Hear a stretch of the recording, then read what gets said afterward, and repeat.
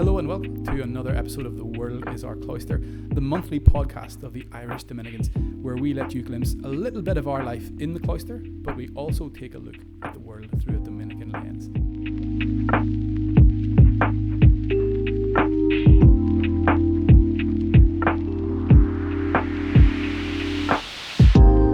Today we are talking about life as a Catholic student. Something that many of our listeners will be able to attest to, many of whom have been students in the past.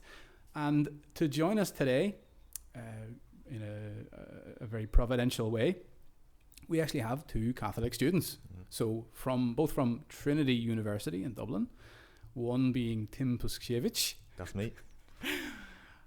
And the other being Yeva Gelunita. There we go. I did it. I managed it. Oh my goodness. I'm blown away. Okay. Just breathe a huge sigh of relief. I was panicking about saying their names correctly, and I've managed it. That was wonderful. So thank you both for being here. Thank you for having us. Maybe you want to say just like a few seconds about what you're studying or where you're from or all of the above. Yeah, so I am Tim. I'm studying at Trinity College, as Brother Chris said. I'm in my final year of business and economics, and I'm from Ratoath in County Meath. Ooh, lovely. Yeva. I'm Yeva. I'm from Lithuania, and Ooh. I'm just finishing my master's in international politics, also at Trinity College. Very good. Okay. And what is life like at Trinity College? Of course, you have Father Alan as your wonderful chaplain. Yes, which makes it a lot better. It does. I actually love Trinity. Especially now that you're leaving. Yes, it's good to see the back. You're finishing up. Congratulations, Tim. Mm-hmm. How does it feel? Very, very good. I'm a bit of an anticlimax, I won't lie. Oh, really? Yeah, because You haven't actually graduated yet, no? You have. No, the graduation's not for like 6-7 months or something crazy. What? So We have to Yeah. wait so long to graduate. yeah. That's officially. crazy. We graduated in like July. I might be graduating in April, apparently. Yeah, apparently that's an option. Yeah. Oh my goodness, right. But that's for a master's, no? Is Yeah. that okay? Yeah, they do masters later on for whatever Okay. reason. They have to be set apart, Tim. You know, they're very special. We're just better than They everyone. spend more money so they get their own. They get their own ceremony. They probably are entitled to. Yeah, fair fairness. enough. Like 5 times as much. But anyway. Any plans, Tim, for working world or further study? Yeah, I'm moving to Poland. Oh my goodness! Right. A couple of months after I graduate, so I have to come back for my graduation, which is a Your pain. family is Polish, isn't that right? Yeah. So my dad's Polish. I have family over there. So hoping to move to Warsaw. All going well. Wow. Okay. Fascinating thing about Warsaw for me is that it's been totally rebuilt in since the Second World War. Yeah. Isn't that right? You can kind of tell. Totally I mean, compared to flattened. like the other big city would be Krakow, and that I've wasn't been there. really destroyed as much in the war. So it's a lot older looking. But then even in Warsaw, they have like an old town and everything that was rebuilt. Oh yeah. Now, to be fair, a lot of it was built in like the 50s by the communists. So some of the architecture Beautiful.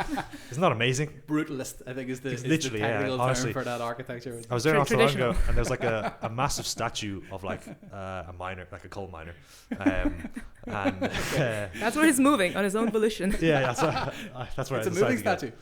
No, Oh, sorry. Okay. Anyway, so you've graduated. That is fantastic. I'm out of there. Fair play to you. But you're both Catholics, right? Mhm. You're both We are. into your faith, Indeed. which is wonderful, of course. Yeah. But I want to know how you have survived as Catholic students, or a wee bit about like what's it like? Because I was a student, back in the good old days. Probably, what age am I now, Paddy? Early 30. 90s. That's not true. I was in primary school in the early 90s. I was born in 1989. That makes me 35. And I was in school. Yeah, I left school in 2007, and then I started university in 2008. That's Stop amazing. laughing, please. I can't even remember that. I don't know what I was doing today. I don't remember anything from 2007. There was no like internet or anything Mhm. like when I was in school. It was You had Google. what? We were learning how to Google stuff in 2007 in primary school. primary school. What's a fancy primary school? I didn't go to a very fancy primary school. Sure. What's it like being a Catholic student today? It's fun. In Really? Ireland, yes. Is it challenging? Of course. Yeah. But no less challenging than not being a Catholic student. Okay. Than being a non-Catholic student. I don't know. I can share my experience from my undergrad, which was in Scotland, which was very different from kind of how I approached my Catholicism in Trinity. Oh, that's from your personal kind of yeah. faith journey or whatever. Yeah. No, I was Oh. practicing Catholic in my undergrad. Oh, I I see. just was not participating in the activities of the Catholic Society. Okay. from a variety of reasons. And then I came to Trinity, and it's been very fun, and I've just kind of really involved. Like, I knew I wanted to get more involved in Catholic youth activities, and Trinity kind of really, really surprised me in a wonderful way. That's good to hear. It wasn't so long ago that Catholics technically weren't allowed to attend Trinity. Yeah. But now we seem to have we're taking over. A very strong. We are taking over. We're back. That's really good. I mean, way back when, months ago, I think I visited, isn't that right? For a wee talk and a wee socially type evening. That was many moons ago. Many moons ago, indeed. Which talk? I'm sorry? Which talk? What did you call me? Which talk? I can't even remember. It was Father Allen has a weekly, isn't it a reflection on the gospel? Oh, it's a prayer meeting. Oh, you're talking about adoration. Oh, okay. Yeah. Okay. Tim's about Sorry. to promote the Thomistic Institute. Got to clarify. Part of the deal. Plug.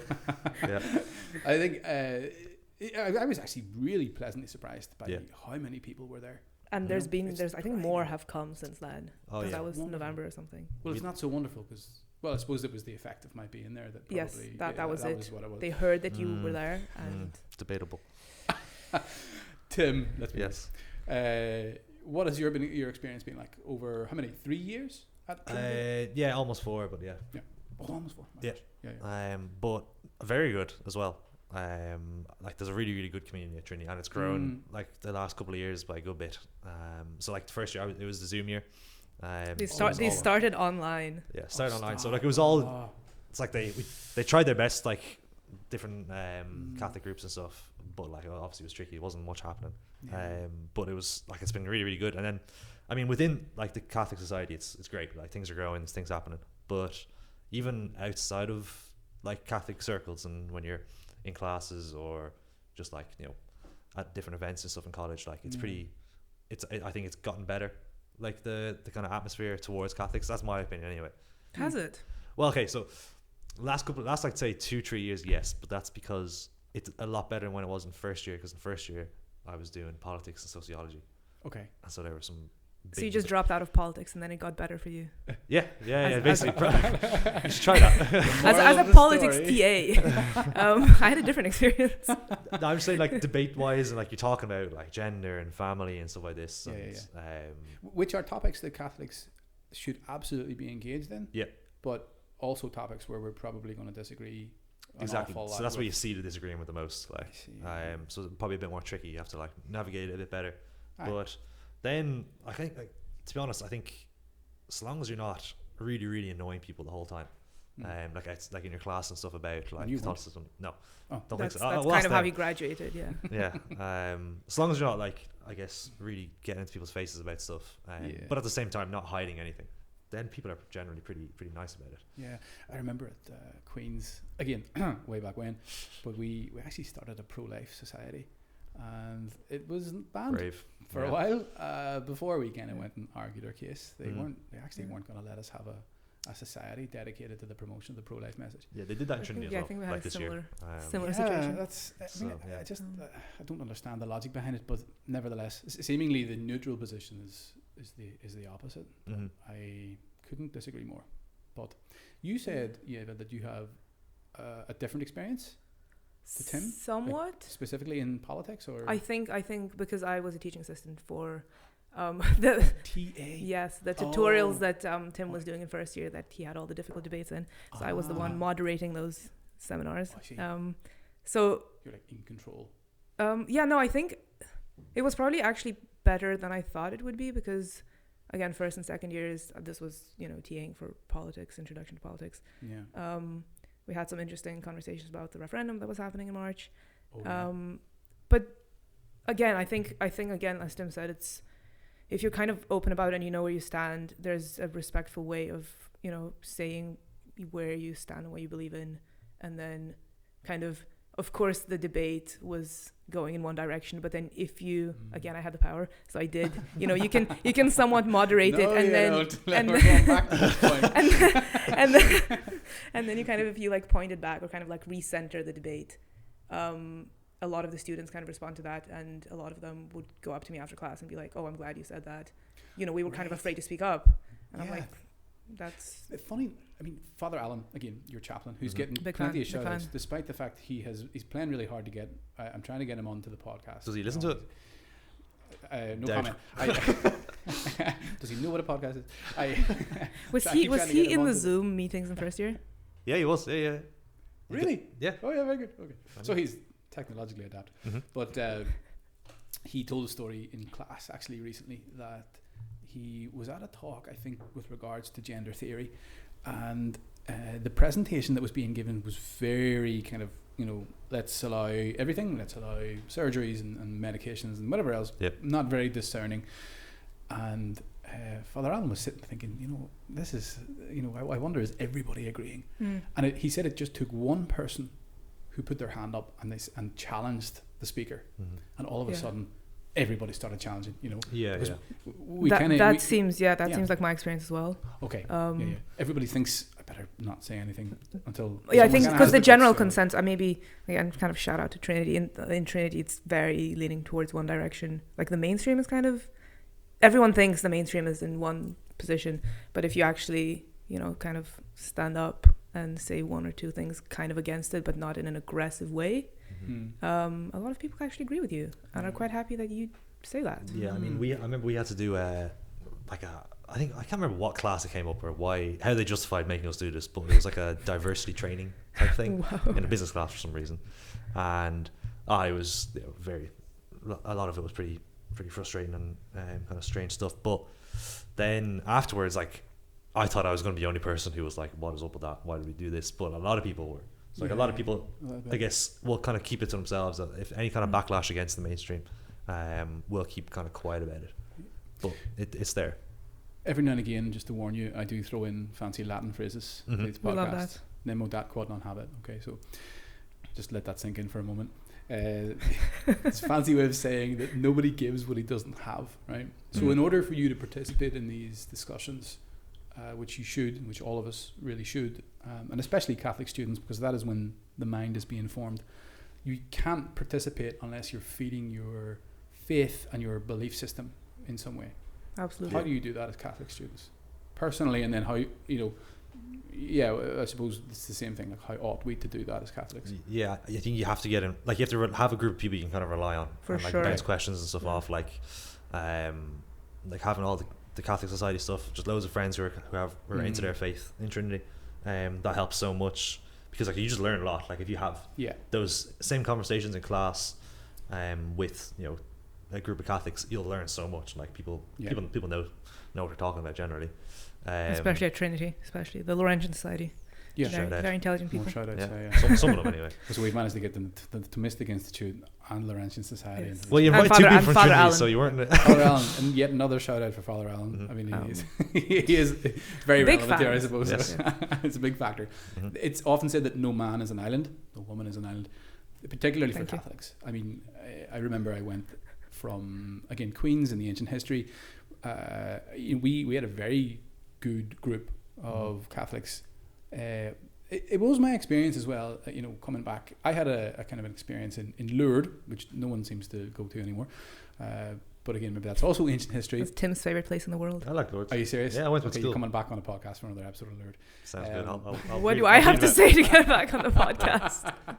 I don't know. Are there any Marian shrines in Lithuania? Yes. We are the land of Mary, self-proclaimed. Really? Yes, we are. I thought that was Poland. Well, I will give they officially have Mary as their queen. So yeah. She is officially the queen. Bring back the Commonwealth. There we go. In any case, what is it? I had an experience in Lourdes.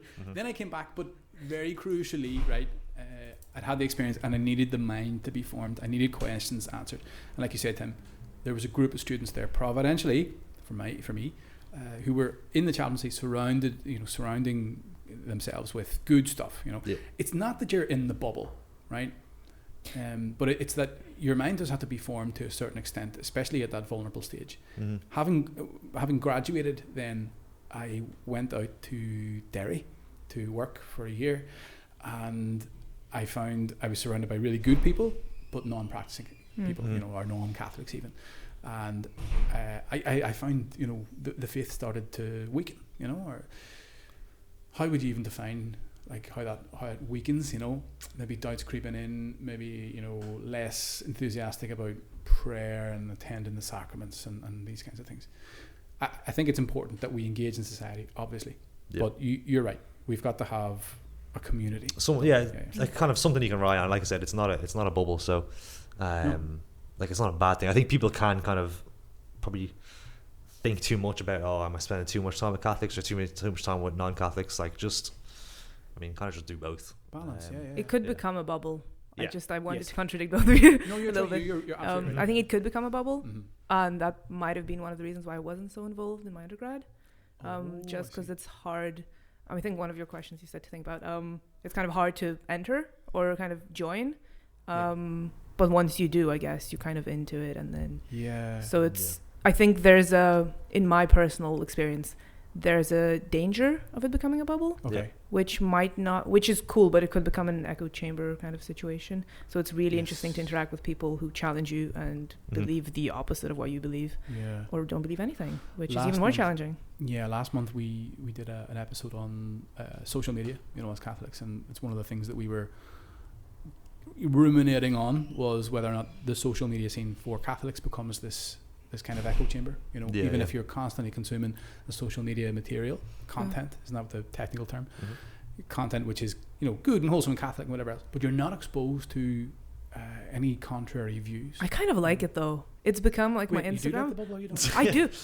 I The social bubble might be an issue. The social on bubble? social media, Okay. social media, because it might become insular and exclusive, which is not very Catholic. Cliquey. Yes, that is term. the word I was looking for. But I kind of find it inspiring. My Instagram has become very Catholic in a very inspiring way. No, sure. Which is cute. Let's have both. Could be worse. It's like, yes. Yeah, the Catholic approach is usually both and. So okay, have your little Catholic Instagram bubble. Use it sparingly. Yes. For inspiration. For inspiration.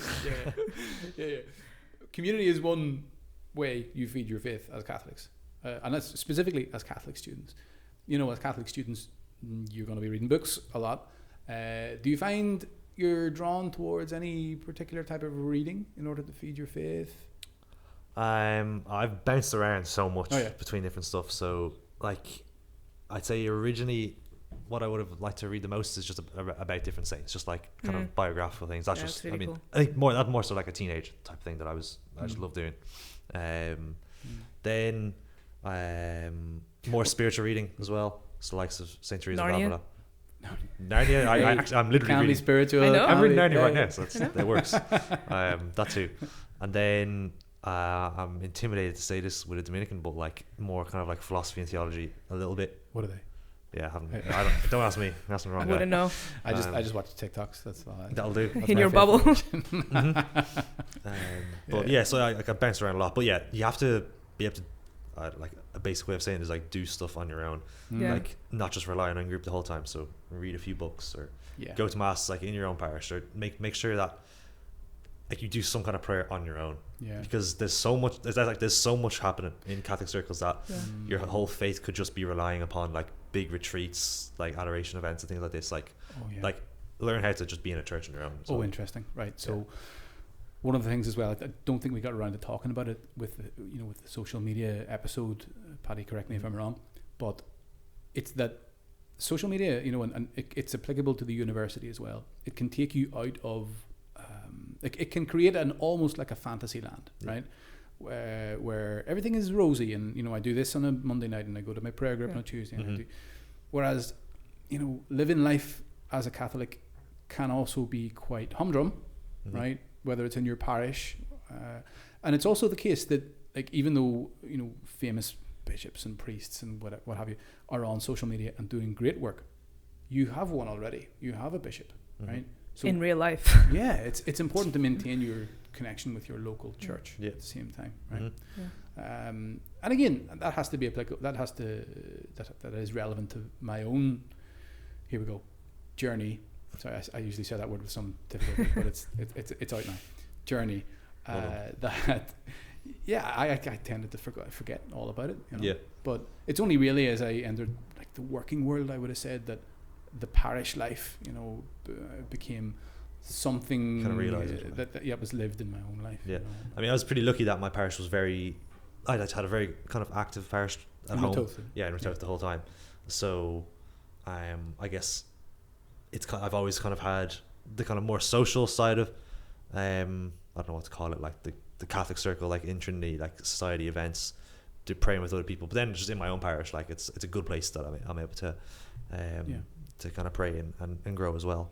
But yeah, like especially leaving college, like I'm not really. You hear stories, a lot of people leaving and then dropping out of their faith or whatever and losing it. But I think that's more so because they're just so caught up in only praying when they're attending an event, basically. Like a social kind of. Yeah. Not, it's not that they have the bad intention of just using it for like socializing, but it's easy for that to happen where you're going to adoration a couple of days a week or something with a group of people, like, but just figure out how to do it on your own. And that's a key thing. I think that's really important, actually. Yeah. It's perseverance that wins you. Like that isn't that the line from the scriptures? Perseverance will win you your soul. But perseverance implies that it's going to be hard at times. It's going to be dry. It's going to be, dare I say it, boring. But that's just because we don't grasp the deeper reality of what our life, our interior life, and our life of prayer actually is. That we're actually communing with God, the Father, the Son, and the Holy Spirit. It's mind-blowing if you allow it to be. But the trouble or the risk inherent in what you say, like, let's say, like events-based Catholicism, to which students are particularly prone, I would argue. Which is wonderful because there's a lot of them happening. Oh, absolutely. But there's a big... It's a risk. I think that, as Tim says, your faith becomes focused on that. Yeah. And then when you necessarily fall out of that way and you're a bit too old for the youthy type events and you're maybe out into the working world. Yeah, speaking from personal experience. What would that feel like? I wouldn't know. But, all of a sudden there's a bit of a void. But I actually think that is the moment. The Lord has not abandoned you right at that moment. Yeah. He is just maybe inviting you to come a bit deeper and mature in your faith. Yeah, for sure. I would have thought that's definitely been my experience. Yeah. Again, in my journey. As an elderly person. I am elderly, but also independent. Yes. And I maintain that vigorously. But Yeva, you're also a mature student, so you should. I am mature, yes, and I'm also a student. That is true. Those are two things. Have you found that yourself? Have you found that your faith, over the long tenure that you've had as a student? That's true. Has your faith matured? I hope it has. I think for sure it has, and I think, especially kind of in community, but also, I'm not as lucky as Tim this year because I technically have a parish, but I'm an international student. So in the land of Mary. It's yes. Oh, yeah. So and I also have parish here, obviously. Okay, but it's not. I haven't grown up in it. I've just arrived here a year ago. So it's quite different. It can be quite a lonely experience. So you do kind of go to the events, and church can be fun. And I think sometimes we try too hard to make church fun, but then you have to go to Sunday Mass somewhere, and you have to find your parish. You have to, kind of find that, which is, it can be challenging, but it's also really special because you get to explore more because you don't have to go to your home parish because you can go to every church, to a different church every Sunday, which has been really interesting. It has been interesting, and can be a bit hard and sad, or because you don't have the, your home parish, but then it's really kind of, it opens up in the challenge. You get to grow a lot and explore a beautiful Catholic city. Wow, that is actually really. She's actually said something very profound. Shockingly. Yeah. Time. How long it take? Sorry, I always have to bring it back to the horseplay. That's my thing. I just totally ruin it. But we signed up for this. It is true, but I want you to tell me as well. Is there anything particular to student life that helps you grow in faith, or are there any disadvantages to the life as a student? Is it chaotic? Your timetable, your interactions with your classmates. Does it help or hinder, or both? I think this year it really has helped me. Okay. Because I, as a mature person and a student, I think kind of, especially after World Youth Day, shout out. Mm-hmm. It was, I don't know, kind of, how important faith is to you, and then you get so strengthened by seeing all these other young people who are into their faith, and then you kind of know where you stand, which is really nice when you grow up and you figure out where you stand, and then that you're happy to take that stance. And for sure, I think student life you have more time, or you're more flexible with your time. Yeah, definitely. Which I think has helped. You can attend more events. You can kind of go to pray at weird times that you wouldn't be able to if you're working 9 to 5. So I think it really helps you grow. And then again, you're in a community of people who are also have that time and also have that time to chat about it and are, looking for things or trying to strengthen their faith. So there are challenges because you have to stand up to people who don't believe in the same things. But it also helps you. You can also have someone or a community to go to and talk about the challenges. So I think being a student is a wonderful opportunity for kind of spiritual growth. Great. Oh yeah, I fully agree. Yeah, no, I agreed as well, because I think especially as you get on toward the later years in college, you start thinking about like what you're going to do after, what your life is going to look like, and then I think you kind of have to start defining like for yourself what to actually think about certain things. Like family, or what's the role of work in my life, and blah blah blah, like all that stuff. You kind of figure that out as you're going through college. So if you're someone who's like thinking ahead, and if you're a student, then definitely that does help your faith a lot. Also, a lot of people are going through similar things as well, which is really fellow students or students. Or you can talk to your chaplains, Father Alan. Yeah. But it's that's just the 5th time he's you all have kind of similar. You're in a similar situation in your life, kind of similar stage, which is really interesting. The stance you mentioned, the college is the time that you like your mind is being formed in a way that encourages you to think independently. You're not being spoon-fed anymore. Like a lot of that tends to happen in school. But you develop, or you kind of ought to develop your, like you call it, your stance, your belief system, whatever it might be. I found in college, it was the first time I realized that the faith is true, and that God exists, whether or not I feel like it, or whether or not I like it. What do you mean? Or whether Explain. So it became for me, not purely, but I think chiefly an intellectual thing. And I don't mean that very Dominican. But also,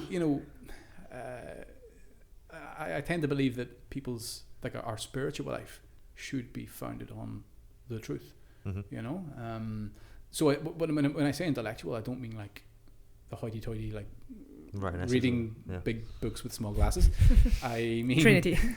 I mean it was an act of the mind, right? Like my assent to the truth of the faith through an act of faith was in my mind, and not just in a kind of a feeling kind of way, or a more superficial way.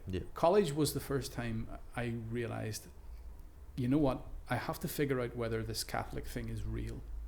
Because you had to explain it to people, or no, you had to explain it to yourself. I had to answer that question for myself, because through some light I realized that if it's not real and it's all for the birds, then why am I wasting my time? It's a total waste of my time. If it's not real, and I could just get about enjoying as much of my life as I possibly can before I have to die. But if it is real, if it is real, then I better make sure of it, and then I better give it my everything, because if it's real, it's going to give me eternal happiness, So I think like college contributes to that, because you're naturally forming your mind, you're being forced to think in a certain way, and you suppose your friends, your social circles will also be doing the same thing, because they're about the same age and they're also in college, and they possibly won't have come to the same conclusions. Sure. Probably not. But I think that's what's really beautiful. I think it's beautiful that you say that you had to answer that to yourself. I think for me, it really came from, I have to explain why I go to like prayer meetings every week, and I can't go to the pub because I want to go to the prayer meeting, and I had to explain it to my friends who haven't grown up in this, don't understand what I'm talking about, think I'm cool but don't really understand what's this whole Jesus thing, which I don't know, you have to explain it in very simple terms. So to answer your question about what books I was reading, I bought the catechism. That was like 10 minutes ago. I bought the catechism and I'm reading. I have been leafing through it because I have to answer the questions. You have So- to answer the catechism questions. Also those, but my friends asking me There's a lot why of I'm them in doing there, this. Part of a study group. Um, Has the catechism study helped you? it has indeed. Well, Shout out. Shout out to the catechism. Catechism of the Catholic Church. You should read the catechism. You should read. There you go. Better late than never. Very good. Mhm. And what about, like, you know, coming towards the end of our episode today, sadly, but, you know, do you both have goals for your, you know, your life ahead? And I know, like, we've talked about maybe about work and so on and so forth, but, you know, I suppose as your life as Catholic students will progress naturally into the working world or the family life or whatever the world might hold, are there any goals that you both have individually, you know, for how that might transpire? Yeah, I've always kind of thought of trying to get involved in some way in my whatever my local parish is, just like trying to do something there that'll help out a little bit. Because like I've spent so much time in Trinity doing different things, trying to help the community there, and like whatever it is. But yeah, just trying to do that like in the parish long term, because I think that's probably it's better. I think because you're relatively limited in university a little bit, but in your parish, like there's not too much you can actually do. Probably you can't revolutionize the whole thing, but in some way just kind of you know have a youth group or lead a group or do something like that. Get involved in a council of some kind. Just be involved in the parish. That's kind of immediate thing. As I'm thinking about that now in terms of the fact that I'll have to find a new parish. So And just do it all Yeah. in Polish. Yeah. Just lead a prayer group in Polish. probably actually learn Polish first, but yeah. In which Tim is fluent, I believe. He is. No, very much not. You're No. very much not. Well, actually, by Oh the my time goodness. this is released, potentially, we'll see. We'll have you back for a totally Polish episode. Exactly. Yeah, me Father and Patrick, our Polish chaplain, the two Polish students who are here. Fully. Maybe Father brother. Błajaj by that Yeah, stage. Yeah. absolutely. Yeah. Yeah, same question or It's a difficult question. yeah. It's hard to answer. I think for me, I've been talking about this the whole podcast, but kind of That's fine. I have a lot of friends who are obviously not into their faith or not in any faith at all, and I think it's a personal goal, but it's also definitely a goal for my future, because I will be surrounded by people who are not into their faith, Yeah. and I want to be able to share the joy that it brings me, and kind of explain why there's a sparkle in my eye when I talk about it, and that I'm not insane. So I think Must be explained. it has to be explained. Yeah, I have to justify it somehow. So Jesus was the best justification. No, that quite non habit. Nobody has. What was that again? Nobody Oh, yeah. gives what he does not have. Thanks. So, yeah, I mean, an ongoing formation in the faith is Yeah. clearly like, yeah, For sure, because it's Crucial easy. for that. Yeah, it's easy to preach the converted, but yes.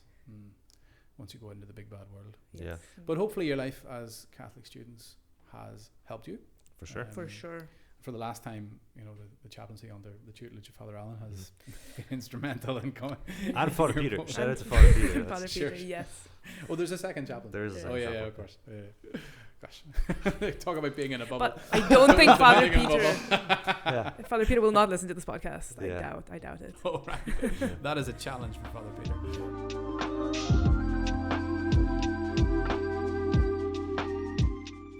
And I suppose that's probably a good place to finish up this episode of The World is Our Cloister. Thank you all for listening. Thank you to my guests, Tim and Yeva, for coming all the way across the city from Trinity to join us today on this episode about Catholic student life. We hope to see you next month for another episode of The World is Our Cloister. But in the meantime, don't forget to check out all our content on our webpage, our Instagram, our YouTube and our Spotify. And if you like, you can engage with the comments section or even the chat feature, I think, on Spotify. If you want to engage with us and you know, ask questions or leave comments, please do. You could also get in touch with Paddy Grant at mediamanagerop@gmail.com if you like. Send him some encouraging and affirmative emails, because, you know, just up his confidence. So thank you again, and we hope to see you next month. God love you.